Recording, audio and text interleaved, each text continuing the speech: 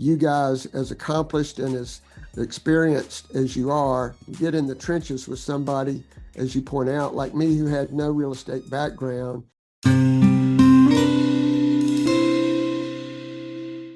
Hey everybody, I'm Zach Beach with smartrealestatecoach.com. Welcome to another Deal Structure Sunday. I am super excited to spend some time here with Ken.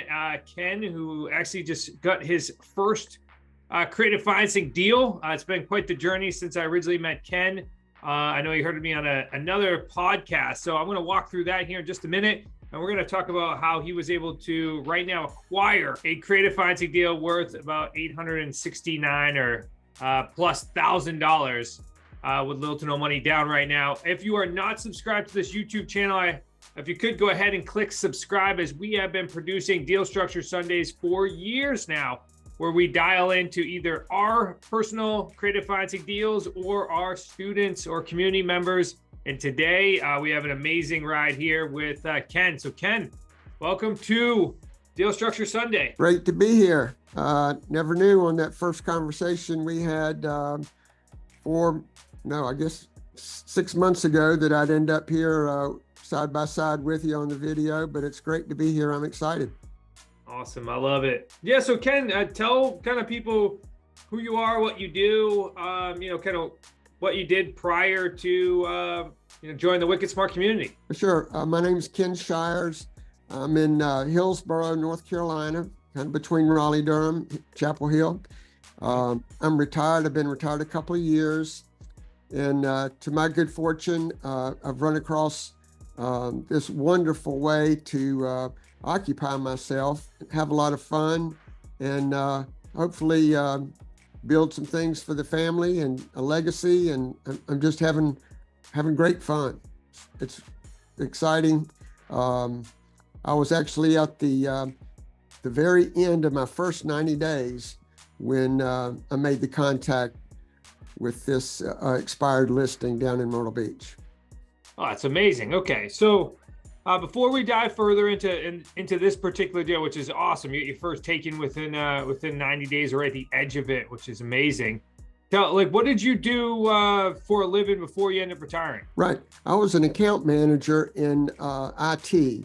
I worked for AT&T for a number of years, and prior to that, I worked for Sprint, who has sort of faded out of the picture lately, but they were real big in long distance way back when, and later got more active in the wireless world. But I was an account manager. I called on Fortune 100 organizations and helped them with their telecommunications and their IT needs.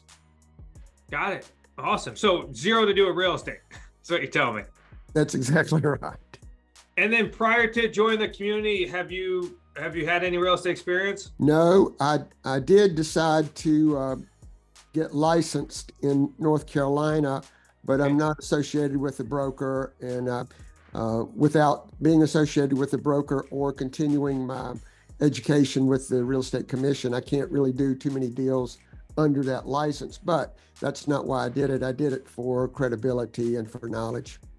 Got it. Okay. Yeah, it makes total sense. Just to get some baseline knowledge when it comes to real estate. Awesome. So tell me, why did you decide to end up joining the Wicked Smart community? I actually had some perspective. I had been looking around for something constructive to do. I looked at a publishing platform, and I looked at two other real estate platforms, and some of the excitement was there, but to keep a longer story short, there was just not the support. I mean, they had podcasts and they were kind of generic, and there was not what we like to call in the trenches. And that's a big separator for me, is that you guys, as accomplished and as experienced as you are, can get in the trenches with somebody, as you point out, like me, who had no real estate background, would have largely wasted a lot of time and energy without the help. And having met you guys in person now, and some of the other associates, and meeting with them multiple times a week via video, it's just an enriching and fun experience. No, I love it. And you originally joined our Jumpstart program, which I know you mentioned 90 days, which we have two different tiers in Jumpstart. And it is really to get you acclimated to the community and get your systems up and running and get you some of your first wins. But as we always say, you got to dedicate the next 3 to 5 years if you really want to master any type of business. So why did you decide to join that? And then to add on to that question, you then came up to our In the Trenches boot camp, which is brand new, these events, and you decided to move into our most highest tier with High Six. And I'm just curious why you made that decision as well. The 90-day jumpstart was eye-opening, and it gave me a lot of opportunity to interact with the associates, hear their stories, hear their deals, hear the input from you and from Chris and from Nick, Rick, all those great minds, Mike, all those inputs, and just see how collaborative it is, and it's constant learning, constant improvement.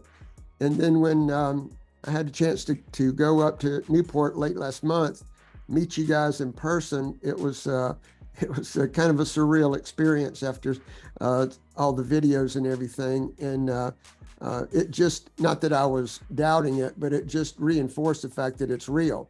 It's not something that's fanciful and kind of built out for attention and revenue generation. This is a real learning, a real coaching experience. And moving up to the High Six was a no-brainer. I mean, I did have to think about it some, but after seeing the path that others had taken, I said, I can't go wrong, and I'm in it for the 3 to 5 years minimum, and I just had to do it. I love it. Love it. What we were originally discussing was the In the Trenches boot camp, which is a 3-day intensive with 15 to 20 people, where we'll literally be making phone calls with you, go over deals, and then create an entire blueprint over 2.5 days up here in our office. I'll make sure we include a link if you want to go ahead and apply for the In the Trenches boot camp. Awesome. Ken, so let's dive into your deal. I'm going to share just my screen here real quick because I want to show you guys this particular deal. But while I'm doing that, maybe walk us through where you found this deal, how you found it, maybe the seller's motivation. That way we can get some background knowledge on this deal. Sure. I focus my prospecting primarily on expired listings. For me, this is somebody that has been interested in selling their property before, and for whatever reason, they didn't get traction. And so it seems like a perfect time to talk to somebody about an alternative way to sell their property. So they were an expired listing. They were just on the list of dials that I was doing late in January. And once I established their interest, enlisted my coach, Rusty, to come in and make a call with them. He did a great job. He's very at ease and very as if he were the next door neighbor kind of approach, and also very knowledgeable. So that progressed us even further. And before we knew it, the couple was saying, what's our next step? Which having spent some time in sales, not in real estate sales, when they say, what's the next step? That's a green light. So we were excited. Yeah, so beautiful property. Not our typical, right, as it being a condo, but certainly, those views, absolutely amazing when it comes to, especially in the tourist-driven space of Myrtle Beach. What an awesome opportunity here. So yeah, walk us through. So you said the sellers originally tried to sell at some point in time. So is this like a second home? Is this their main residence? Walk us through that. Yes, this is their second home. They've had it for something like 20 years, and they have a very nice primary home in Charlotte. I've had the privilege of meeting with them there, but they did try to sell it before, and they did it the conventional way, and for whatever reason, they just did not get traction with it, and they were kind of disappointed. And I think that was really the backdrop of their interest in trying something different. Got it. Okay. Yeah, it makes a little sense. So they've been on the market multiple times, second home. I mean, great condition property. Did they get any feedback on why it didn't originally sell on the open market? I'm not aware that they got any. I should have identified what they heard back, but I think they had gotten to a point of frustration. They're not in an especially major hurry, but it was the fact that they just simply did not have the activity and the exposure, and therefore the offers didn't come. So, but they're great people, and it's fun to work with them. Their unit is exceptional. They have taken great care of it. It's beautiful in every way. I'm also trying to appeal to potential tenant buyers based on the fact that not only, as you mentioned, it's a great resort touristy area. Included in that, it's a major golfing hub. Yeah. Their particular unit is within 30 minutes of 9 5-star golf courses, not just golf courses, but 5-star. So it's a great location.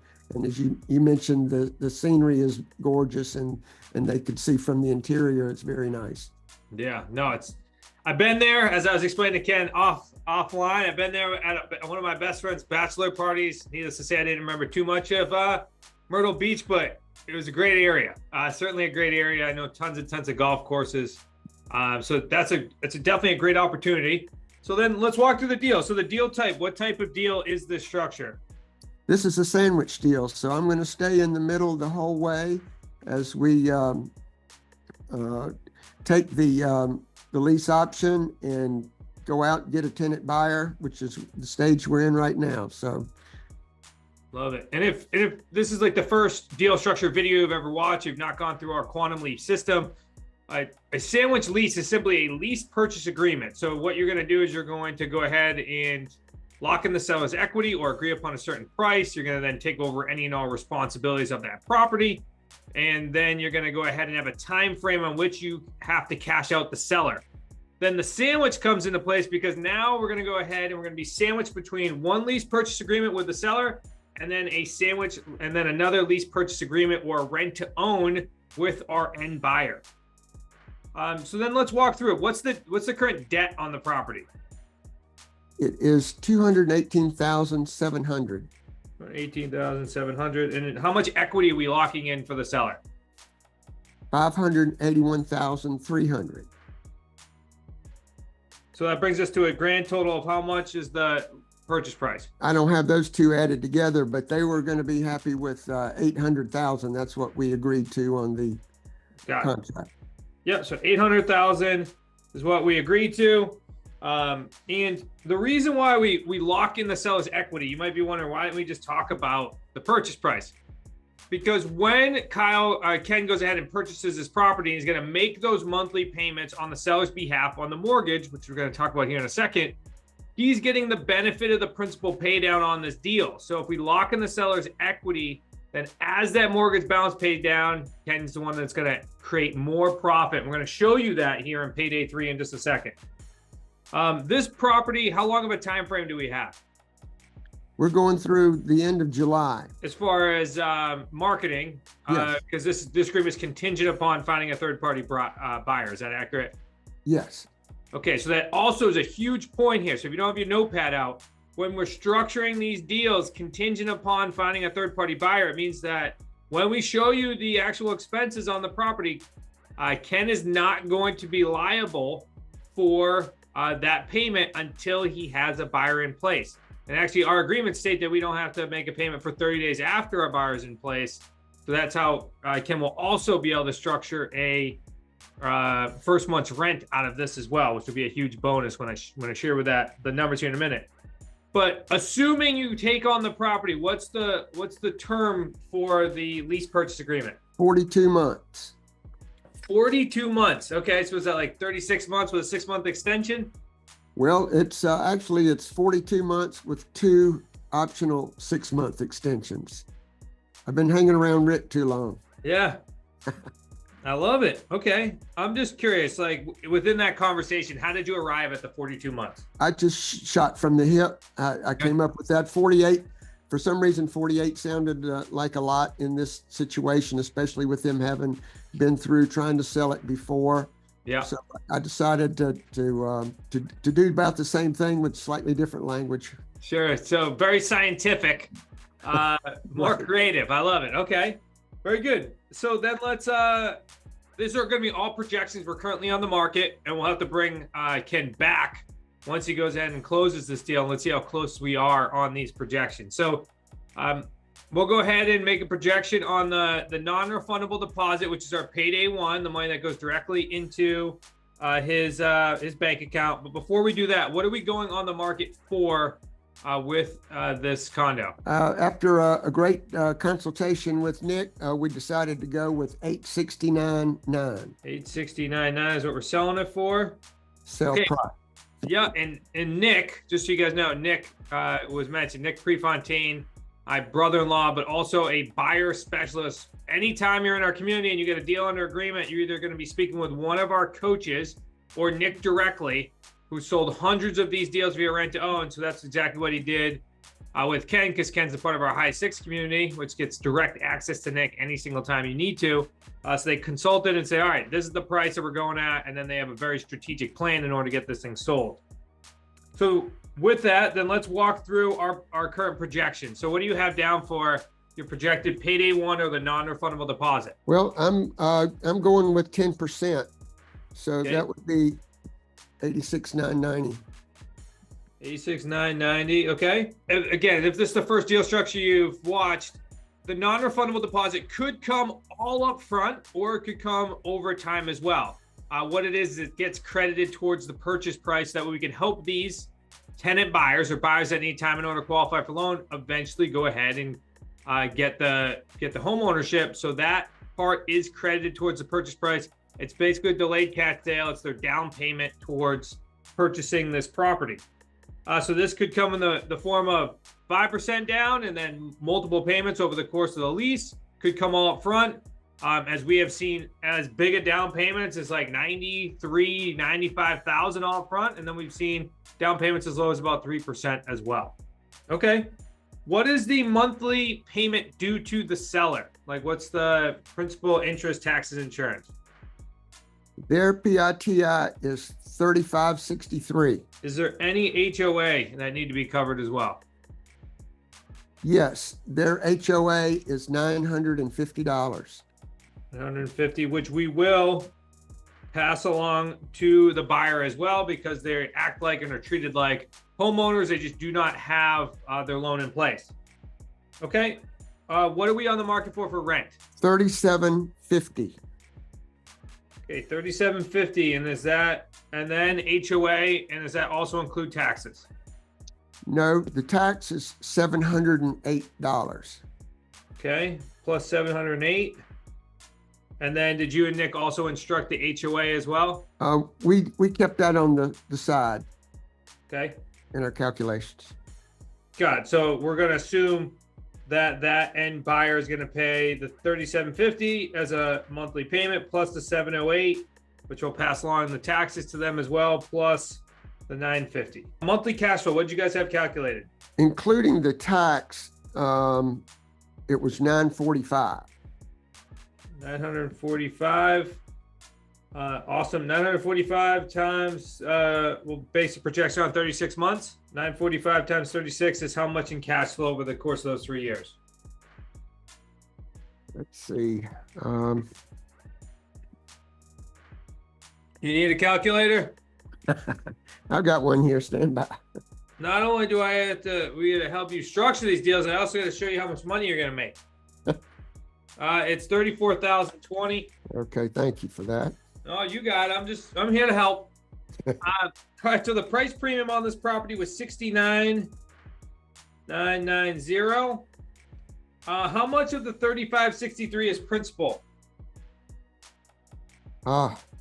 Let's see. 2,000. Wow, what's the interest rate on this thing? It's low. It's down in the 3. Oh, wow. Okay. I think, this is going to be a great deal. Yeah. Get this thing done. That's going to be $72,000 in principal pay down. That's nice. I want these deals all the time. You have been hanging out with Rick. So Rick Abbiati is one of our coaches.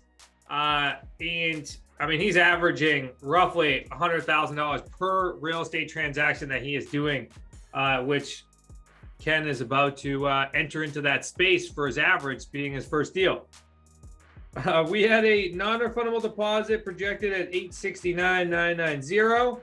So our cash out payday 3, if we go ahead and add these up, so you have 69,990 plus 72,000 equals, so that's 141,990, and then we're going to subtract that 86 because we already collected it. So our payday 3 is roughly 55,000.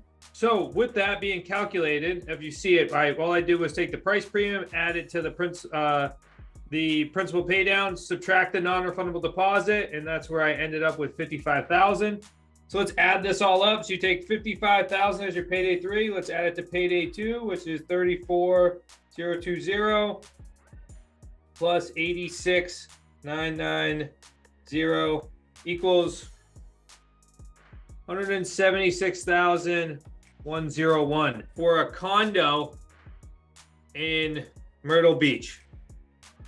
But if you see, just every deal that we do is different, but if you look at the major factors on this deal, yes, we had the ability to increase the price premium, even if the price premium drops, like over the course of the time frame, if the price premium drops, even if the monthly cash flow drops, where you're not acquiring $945 a month, there's a lot of things that would need to happen as far as through our marketing process. And if we had to decrease the price and the monthly payment, a lot of things would need to happen in order to make this deal not a six-figure deal over the course of 36 months. Because if you're looking at this, the principal pay down on this thing is $2,000 a month. That's a major Benny on this deal. That's why anytime you can go out there and acquire real estate deals right now, today, with low interest rates, it's very hard to not turn those into six-figure deals over the course of 3 to 5 years. So amazing job, Ken. Any ahas or any learning lessons or anything like that since now that you're on the side of a taken, which is a property under agreement. Now you have a property under agreement. Any lessons learned that you want to kind of give to those out there right now watching this video? Certainly have to take hats off to Rusty for giving me so much solid insight on the front end. He, as I mentioned, he spoke with the sellers with me on a call. Rick stopped. You mentioned the boot camp, the first one back in September. He actually stopped while he was in the middle of those 3 days and called my seller as well, which was positive.